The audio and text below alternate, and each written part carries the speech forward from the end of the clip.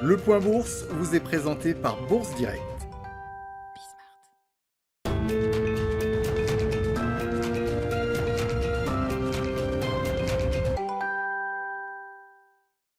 La tendance est dans le rouge, toujours sur le CAC 40 avant l'ouverture des marchés américains. Marché américain attendu dans le rouge également, à en croire les contrats futurs sur les indices. Pour rappel, hier à la clôture, le Dow Jones perdait 1,75% à 31 402 points. Le S&P 500 perdait lui 2,45% à 3 829 points, tandis que le Nasdaq Composite perdait 3,52% à 13 119 points. Et après l'enthousiasme en Europe hier, les craintes vis-à-vis de l'inflation et des rendements obligataires reviennent sur le devant de la scène de part et d'autre de l'Atlantique.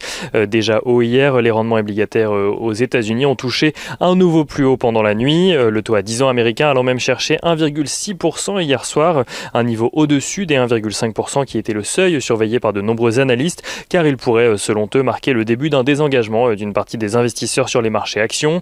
En ce début d'après-midi, le taux à 10 ans revient cependant aux alentours des 1,48% et celui à 30 ans redescend à 2,23% après avoir touché un pic à 2,34%. Les anticipations d'inflation restent toujours élevées de leur côté, même si l'on est un peu en dessous du pic à 2,24% de la semaine dernière.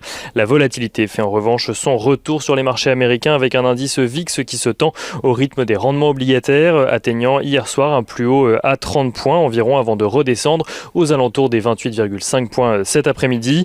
Au-delà des rendements obligataires, les investisseurs vont suivre aujourd'hui aux États-Unis les discussions en matière de plan de relance, des discussions qui ont repris depuis hier à la Chambre des représentants. Un vote devrait même se tenir ce soir.